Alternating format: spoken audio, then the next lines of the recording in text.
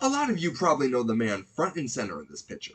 If you don't, look up the song Smells Like Teen Spirit, and I'm sure you will recognize it. That man right there is famed singer Kurt Cobain, the lead singer for the band Nirvana, who played in the 80s and the 90s. And while their music is legendary, he had a very tragic life story. And today I would like to share with you what happened and what ultimately led to his downfall. And to do that, we are going to have to look at his childhood, his rise to fame, and the death and the reasons for it. Kurt Cobain was born February 27, 1967, in a small town just outside of Seattle, Washington. He sang, he played the guitar and piano at a very young age and showed much talent in all of it. Around the age of 7, his parents noticed he was very hyperactive, and they decided the best way to handle it was to put him on a medication known as Ritalin, a medication that is commonly prescribed to those with ADHD. Now, at the time, it might have seemed like a very innocent move. However, this started Kurt's long journey in using medications to cover up his problems when they should be handled another way. At around the age of 9, people reported that they saw a change in Kurt Cobain, that he went from being fun, happy-go-lucky, to being vengeful, spiteful, and angry, and doing whatever he can to receive any type of attention from anybody, especially his parents. Due to this newfound behavior, his parents decided it was best if they kicked him out of both of their houses. He bounced around from aunts, uncles, friends' houses, but ultimately got kicked out every time due to his behavior. And to deal with this pain, he turned to drugs like weed. Now, it seemed at this point that Kurt was destined to be a high school loser, a person who would never go anywhere, but no one could have predicted what happened next.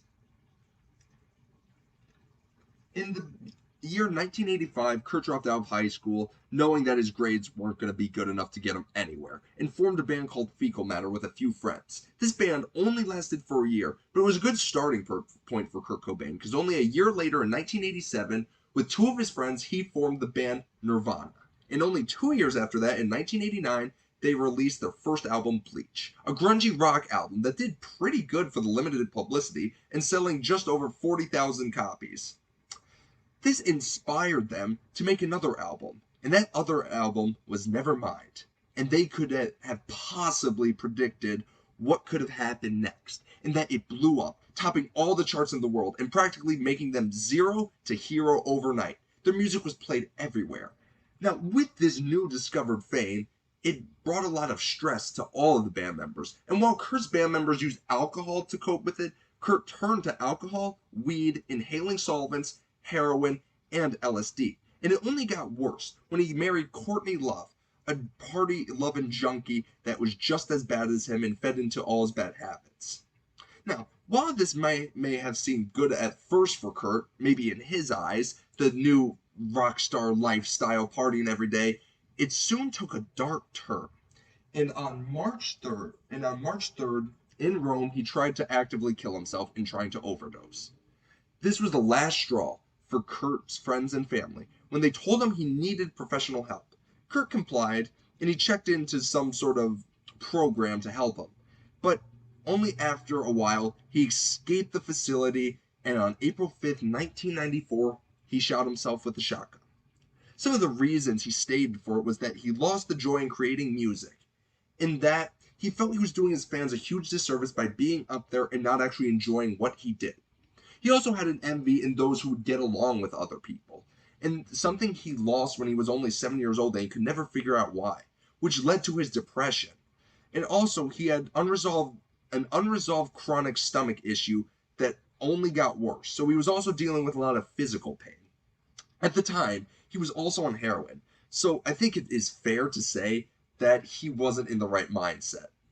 There are also many conspiracy theories out there that Courtney Love hired someone to kill him. However, some of these are interesting, but they don't really have any evidence to go about them, so I'd only take them with a grain of salt. Now, while Kurt Cobain his life ended up in tragedy, he was a legend, and his legacy lives on through his music and through his daughter. Thank you. Some discussion questions I have prepared are, what do you think is the main reason Kurt killed himself? What would you do to cope with this pressure of fame, this much fame? And do you think Kurt was doomed from the start? Do you think there was anything he could have done, or do you think he was kind of set up to fail? Here are the sources, and that concludes the presentation. Thank you.